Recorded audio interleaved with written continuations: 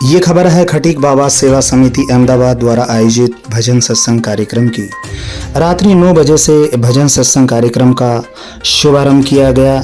राजस्थान सभा भवन खटीक समाज के बंधुओं से शोभायमान हुआ। भारी संख्या में अहमदाबाद के खटीक समाज बंधु सत्संग भजन कार्यक्रम में पधारे। खटीक बाबा सेवा समिति के सभी कार्यक्रमों में जमुनादास चंदेल, चंपालाल चंदेल, महेश चावला, रामदीन चंदेल, संतोष बेनीवाल और भरत सांकला का विशेष योगदान रहा।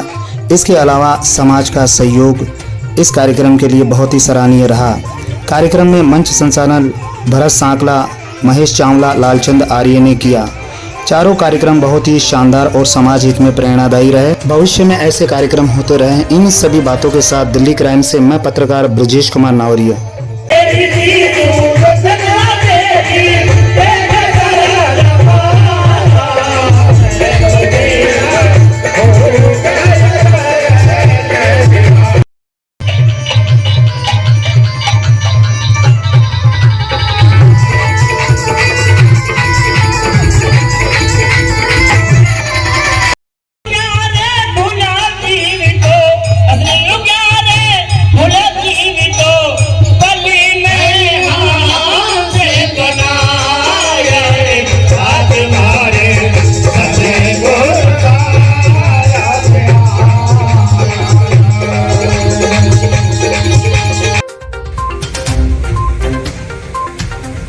और मैं नागरिकों का भगवान सांगला से आए हुए संतों का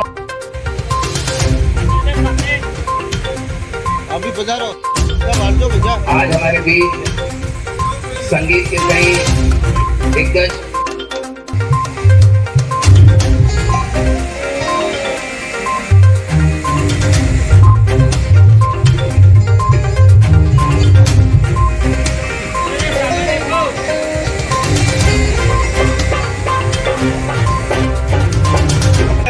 माता को देखो वो कितना लाड लड़ाती है, 9 माह गर्भ में रखती है, फिर अपना दूध पिलाती है। मन मूत्र हमारा धोती है, बलियारी हम पर जाती है। ऐसे माता पिता को त्यागे वो कहलाता दूध हरामी है। बोलिए माता पिता गुरुदेव की जय। जी वैसे संत है, लेकिन आज से संतों की सूची में ये गादीपति हो गए हैं। बोलिए संत श्री संपत जी महाराज की। सत्संग लोगों को ज्ञान दे और हमेशा सनातन धर्म का पालन करे, यही आपको गुरु महाराज का आदेश है। बोलो खटीक बाबा की। हमारे गोडवाड़ समाज के मित्रों महाराज जी श्री के लिए माला लेके आए हैं, तो चंपालाल जी गोडवाड़ी समाज पूरा आ जाइए और महाराज जी को फूल माला पहनाइए। आ जाइए सब। और मैं महेश जी से अनुरोध करूंगा कि जो भी बजाने वाले उन सबको माला पहनाए। महेश जी सबको माला पहनाइए। भाई साहब आपका नाम?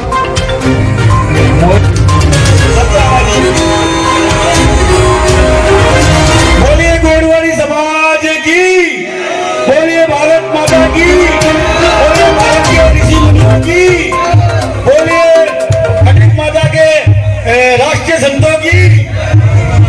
चलो भाई अब प्रोग्राम। बहुत ही सुंदर दृश्य, आपकी बहुत ही अच्छी भावना है भावेश जी, आपका बहुत बहुत धन्यवाद है।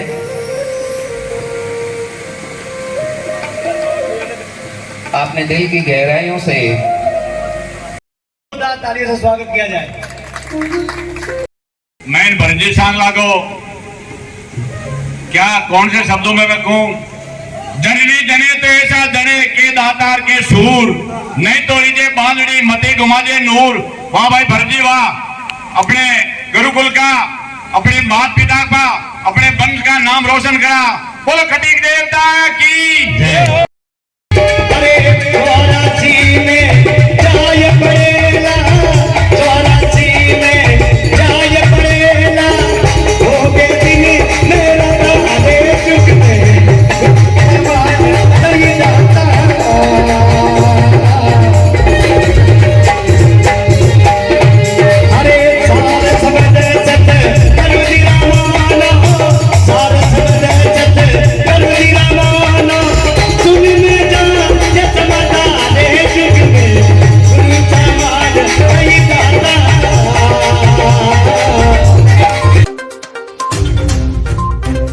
घर के अंदर वेदव्यास ऋषि आए। जब वेदव्यास जी आए तो द्रौपदी ने विचार किया कि वेदव्यास जी आए हुए हैं, क्यों न इनके दर्शन किए जाए। कहा गया है कि संत मिलन को चालिए तज माया मोह अभिमान, जूझू पग आगे धरे कोटि यज्ञ समान। जो लोग यहाँ पर अभी सत्संग में बैठे हुए हैं ना, तो आप जो घर से चलकर आए ना यहाँ सत्संग में, तो एक एक कदम एक एक यज्ञ के समान है, इतना लाभ मिलता है। कहा गया है कि बिन सत्संग विवेक न होई, प्रभु कृपा बिन सुलभ न होई। ये ध्यान रखिए कि जब मालिक की कृपा होती है ना जिस भी मनुष्य के ऊपर, वही सत्संग में आकर बैठता है। तो जब आप जितने भी लोग यहाँ पर बैठे हैं ना, हम सब परम सौभाग्यशाली हैं कि हम नींद का त्याग करके यहाँ सत्संग सुनने के लिए आए। तो द्रौपदी जब वेदव्यास जी के पास पहुंची, दंडवत उनको प्रणाम करी, और प्रणाम करने के बाद वो बोलती कि हे गुरुदेव, मैं अपना भविष्य जानना चाहती हूँ कि मेरा भविष्य क्या है, मुझे बताइए।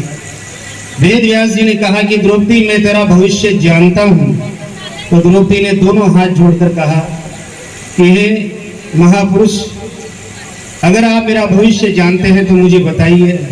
कि हे द्रौपदी, तू सुन लेगी? मैं कि हाँ बिल्कुल सुनेगी। कि द्रौपदी, जब तू इतनी विनती कर रही तो मैं तेरे को तेरा भविष्य बताता हूँ।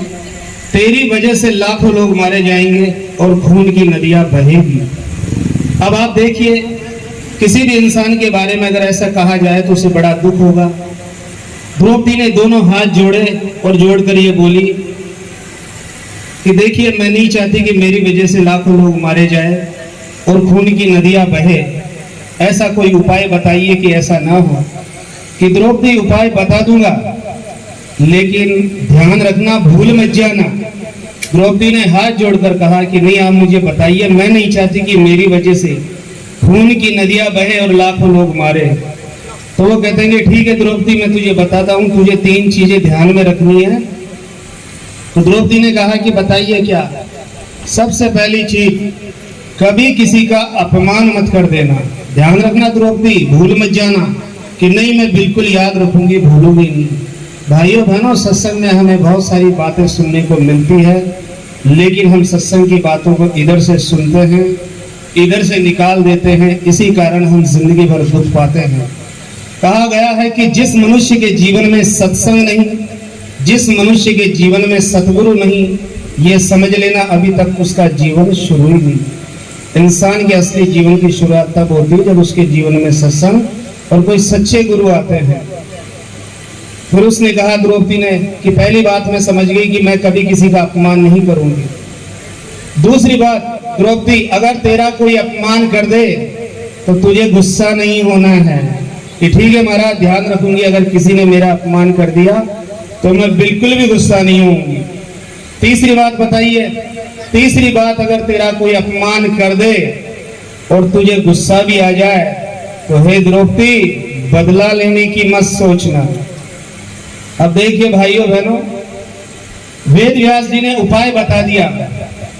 उपाय बताने के बाद वो याद रखी कुछ दिन, और कुछ दिन के बाद ही वो भूल जाती है। द्रौपदी ने क्या किया, जब दुर्योधन महल देखने के लिए, पांडवों का महल देखने के लिए जब दुर्योधन महल के अंदर आया, तो महल के अंदर एक चौक था जिसमें पानी भरा हुआ था और उसके ऊपर काई बिछी हुई थी, जो बिल्कुल ऐसे लग रही थी जैसे कोई मखमल टाइप हो, इस हिसाब से थी। तो जैसे ही दुर्योधन महल के अंदर गया और उसने पैर रखा तो वो पानी के अंदर गिर गया और पूरा पानी में भीग गया। यह दृश्य देखकर द्रौपदी उसको बोलती है कि अंधे का पुत्र अंधा। इस प्रकार से उसने दुर्योधन का अपमान कर दिया। भाइयों बहनों, ध्यान रखना, हमें भी ध्यान रखना है इस बात का। गोली का घाव भर जाएगा, लेकिन कड़वी गोली का घाव कभी भी नहीं भरता है। इसलिए बोलने से पहले 100 बार सोच लेना चाहिए कि मैं क्या बोल रहा हूँ। ऐसी वाणी बोलिए मन का आपा खोए, और रन को शीतल करे आप वो शीतल हो। द्रौपदी ने अपमान कर दिया। अब आप देखिए, वही बात दुर्योधन, वही महाभारत का युद्ध का कारण बनी। वो जरा सी बात, अंधे का पुत्र अंधा। दुर्योधन बहुत क्रोधित हुआ, उसने सोचा कि इसको तो मैं बताऊंगा। और आप देखिए, छल कपट के द्वारा जुआ में पांडवों को जब हरा दिया, अपने भाई दुशासन को कहा कि द्रौपदी के केश पकड़ते हुए उसे भरी सभा में लेकर आओ। जब भरी सभा में केश पकड़ के द्रौपदी को लेकर आया तो द्रौपदी का क्या हो रहा है वहां? अपमान। वेद व्यास जी ने कहा कि हे द्रौपदी, तेरा कोई अपमान करे तो तुझे गुस्सा नहीं होना है। द्रौपदी बहुत गुस्सा हुई, यानी कि उसने वेद व्यास जी की दूसरी बात भी नहीं मानी। अब आप देखिए, जब द्रौपदी का चीरहरण नहीं हुआ, यहाँ एक बात और समझने की है। जब दुशासन चीरहरण करता था तो द्रौपदी ने जोर लगाया, लेकिन उसका जोर कहाँ चलने वाला था। और हमारा भी कभी जोर नहीं चलता है, ध्यान रखना। कभी कोई मुसीबत आ जाए तो मालिक पर छोड़ देना, मालिक हमारी रक्षा करेगा। जब द्रौपदी ने देखा कि मेरा तो जोर ही नहीं चल रहा, उसने दोनों हाथ छोड़कर बोली कि हे गोविंद, मेरी रक्षा करो। तो देखो द्रौपदी की रक्षा हो गई। अब जब द्रौपदी की रक्षा हो गई, द्रौपदी का चीरहरण भी नहीं हुआ, तो आप देखिए द्रौपदी ने तीसरी गलती भी क्या कर दी। उसने वही भरी सभा के अंदर कहा कि हे दुशासन, तूने मेरे केस पकड़ के लाया है, जब तक मैं इन केशों को तेरे खून से नहीं धो लूं तब तक मैं शांति से नहीं बैठूंगी। तो आप देखिए वो बदला लेने की भी सोच ली। तो भाइयों बहनों, हमेशा ध्यान रखना, अगर हम संतों के अनुसार चलेंगे तो जीवन में हमेशा सुख शांति से रहेंगे, और अगर हमने संतों की बात को नहीं मानी तो हम जिंदगी भर बड़े दुख पाते हैं। इसलिए हमें संतों की बात जरूर माननी चाहिए। बोले श्री सत्य गुरुदेव की। बहुत से लोग सत्संग को बहुत छोटी चीज समझते हैं। भैया छोटी चीज नहीं है, सत्संग बहुत बड़ी चीज है।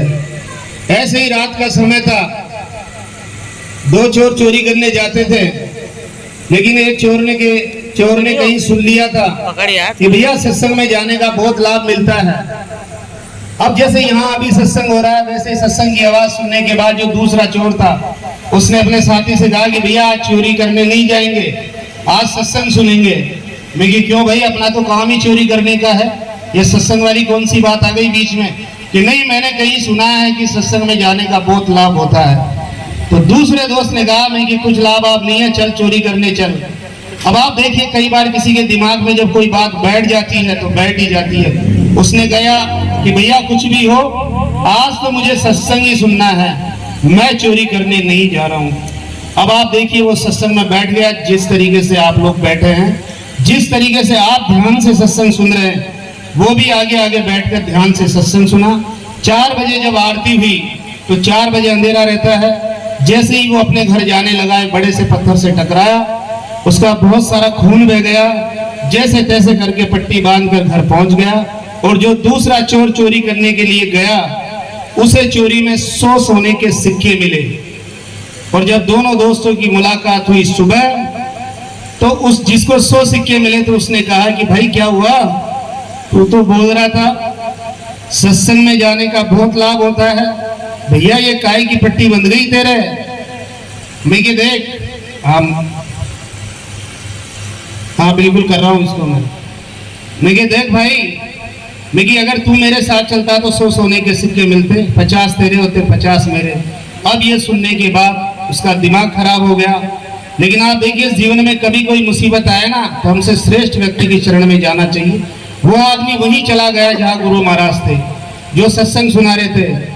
और सत्संग में जाकर उन्होंने सारी बात बता दी कि हम ऐसे 2 चोर है, मैं कल सत्संग सुनने के लिए आया, मुझे ये कहा गया था कि सत्संग का लाभ मिलता है, लेकिन लाभ कहाँ मिला, मेरा तो नुकसान हो गया, मरते मरते बचा हूँ। उसको 100 सोने के सिक्के मिले, अगर मैं उसके साथ जाता तो 50 मेरे होते और 50 उसके होते।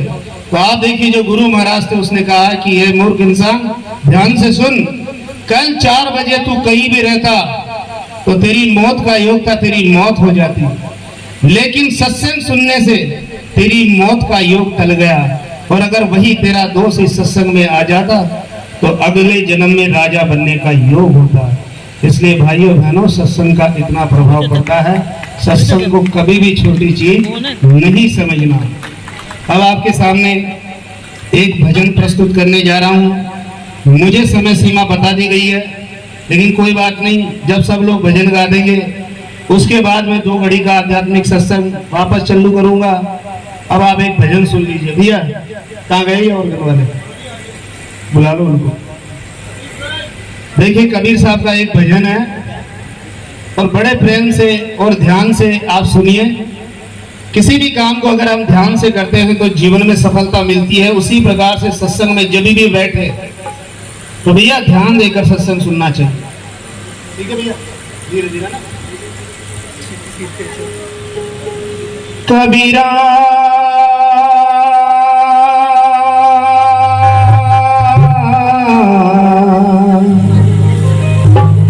जब हम पैदा हुए जग हंसे हम रोए। देखिए, जब हमारा जन्म हुआ था ना तब हम रो रहे थे, लेकिन बाकी सब घर वाले खुशियां मना रहे थे। कबीर साहब आगे क्या कह रहे हैं? अब करनी ऐसी कर चलो हम हंसे जग रोए। ऐसा कब होगा? जब हम इस शरीर से अच्छे कर्म करेंगे तभी हमें याद किया जाएगा, नहीं तो याद नहीं किया जाएगा। तो देखिए कबीर साहब क्या कह रहे हैं? चदरिया जीनी रे जीनी। भैया धीरे, ये बिल्कुल धीरे स्लो बजाना है। मैंने पहले कहा स्लो है, मेरी आवाज में बिल्कुल आप साथ देने के लिए हो, बस तेज मत करो इसको। चदरिया जीनी रे जीनी सदा राम नाम रस बीनी। चदरिया जीनी रे जीनी। देखिए, इस शरीर को चादर कहा गया है। इस शरीर रूपी चादर से चलते फिरते उठते बैठते खाते पीते कोई सा भी कर्म करते हुए हमें मालिक को याद रखना है। तो ये भजन के माध्यम से यही कहा जा रहा है, चदरिया जीनी रे जीनी सदा राम नाम रस बीनी। चदरिया जीनी रे जीनी।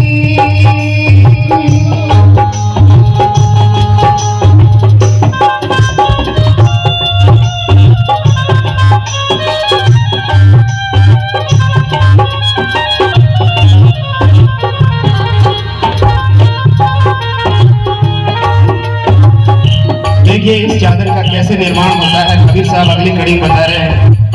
अष्ट कमल का चरखा बनाया, पांच तत्व की भूमि। अष्ट कमल का चरखा बनाया, पांच तत्व 9-10 मास पुनन को लागे।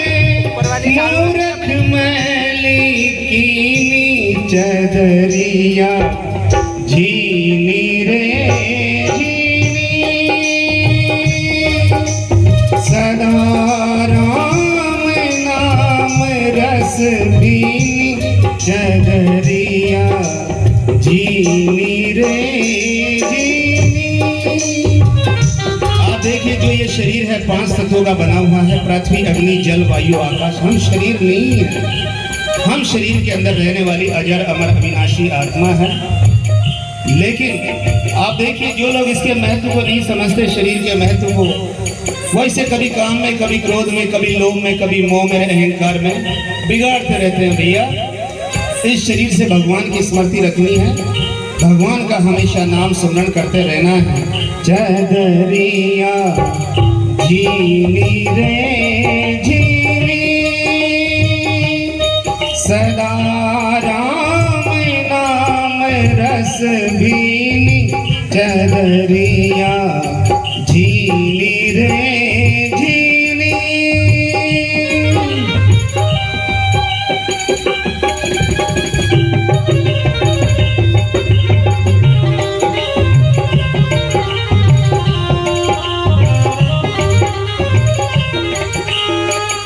देखिए आगे कबीर साहब क्या कह रहे हैं।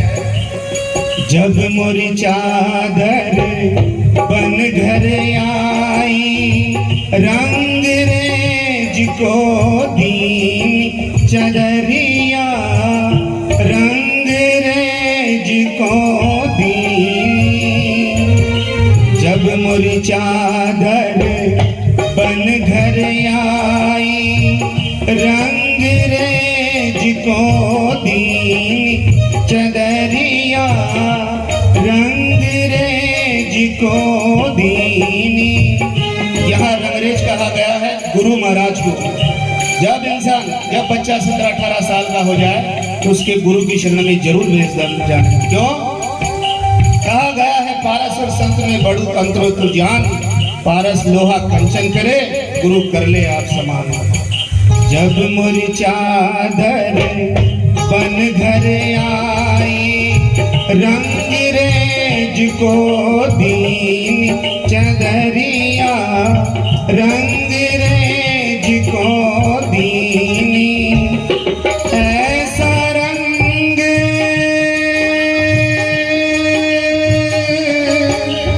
ऐसा रंग रंगा रंग रेने के लालो लाल कर दीनी चदरिया, झीली रे झीली सदा राम नाम रस दीनी चदरिया, झीली रे देखिए गुरु महाराज संसार का जो बुरा रंग है ना, गुरु महाराज उसको छुड़ाकर, और जो सत्संग का अच्छा रंग है ना वो हमारे पे चढ़ा देते हैं। एक बार जिसमें चढ़ गया दोबारा फिर दूसरा रंग चढ़ता ही नहीं है। चदरिया झीली रे झीली। देखिए बहुत से लोगों को ये घमंड हो जाता है कि अब तो ये शरीर मिल गया, अब तो मैं जाने वाला नहीं हूँ। भैया काया का कभी घमंड नहीं करना। काया को बिगड़ते देर नहीं लगती, माया को जाते देर नहीं लगती। काया माया किसी भी चीज का घमंड नहीं करना है। देखिए आगे कबीर साहब क्या कह रहे हैं, चादर ओढ़ शंका मत करिए, ये 2 दिन तुमको दीन चदरिया, 2 दिन तुमको दीनी। मूर्ख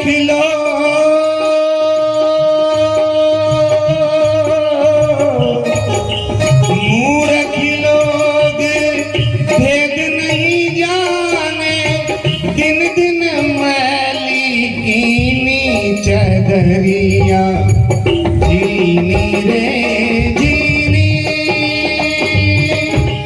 सदा राम नाम रस बीनी चदरिया, झीली रे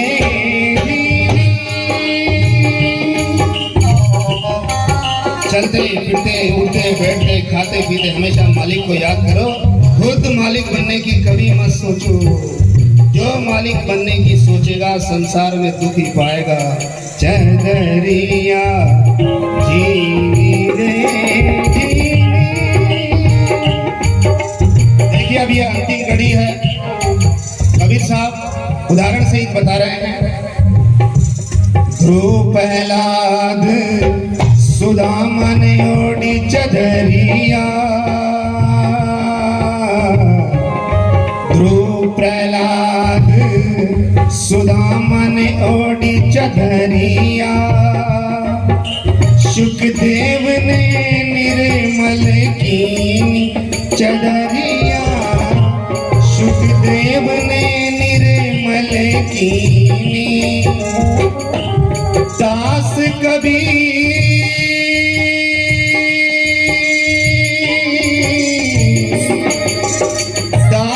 कबीर ने ऐसी ओढ़ी, जो की त्यों धर दीनी चदरिया, झीली रे झीली सदा राम नाम रस दी चदरिया, झीली रे झीली चदरिया, झीली रे झीली। बोले सद्गुरु कबीर साहेब परमात्मा की जय हो। बोले श्री तुलसीदास जी महाराज की, बोले सभी संतों की जय हो। हाँ चंद्रिया वाला उपाय तक एक और दोनों में प्रस्तुत करूँ आपको समझ में आवे तो अच्छी बात है। नहीं भाई साहब थोड़ी ताली तो बजाओ, अपना कॉपिया लागे आपने। हाँ सतगुरु मारा बाणिया, सतगुरु मारा बाणिया और बिरज कियो बेपार।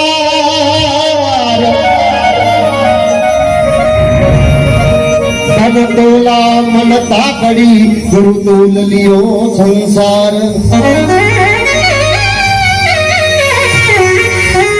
भक्तों गुरु महाराज जड़ी चीज है, सतगुरु मारा बाणिया अरे बिरज कियो व्यापार। तन तोला मन ताकड़ी गुरु तोल लियो संसार ऊपर तो दो। हाँ तो और लिखियो गुरु महाराज के बारे में, संतों के बारे में कोई लिखियो थोड़ा मालूम करो मनीष भाई। आग लगी आकाश में, आग लगी आकाश में और जुड़ जुड़ पड़े रे अंगार। तेरा संत नहीं रहता और जगत में तू जड़ जातो। संसार भर तो संत नहीं रहता तो कोई नहीं रहता। हाँ और संतों की महिमा लिखी है, संत मिलिया इतना टले तो काल झाड़ जमसोट। शीश दिया धरण पड़े गुरु लक पापों की मोट। सभी जना ताली रहते गुरु महाराज रो वंदन गाओ देखो। ए भाई सतगुरु बनिया हावे दिया, बहुत सुंदर गुरु में माने। ये मारी नाड़ी पकड़ी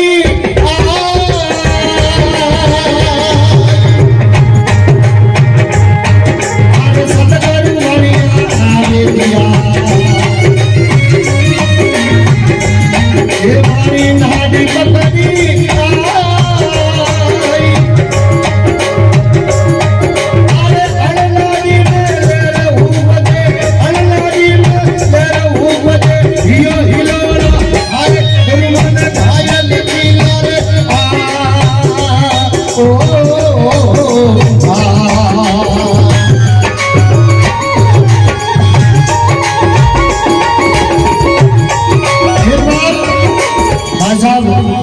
कोई नाराज तो नहीं हो। आपने भगवान की सौगंध हाथ ऊंचा करने गुरु महाराज की महिमा है बहुत ही सुंदर। आपने समझ में तो आवे सतगुरु बनिया दे दिया बहुत बड़ी बात है। हाँ अरे सतगुरु हरू बड़ी ऐसा हो हाँ थोड़ा ठीक रही हो। एक बार ताली रहते एक दो मिनट भोला भाई धन्यवाद बहुत बढ़िया लिखी है।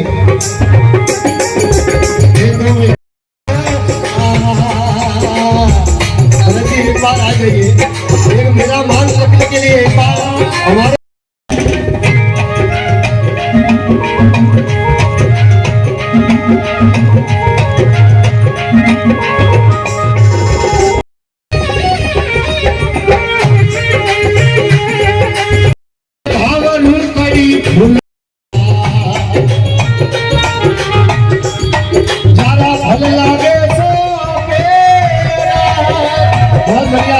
बहुत बढ़िया।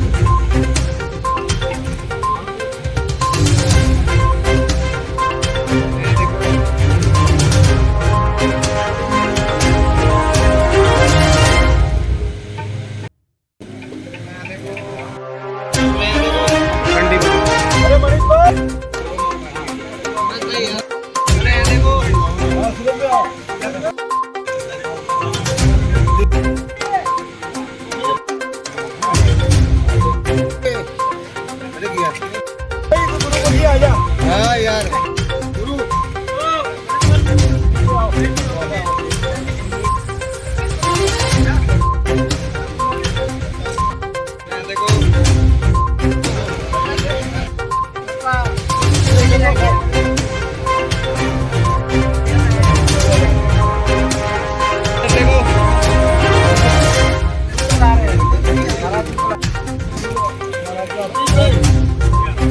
चलो यहाँ देखो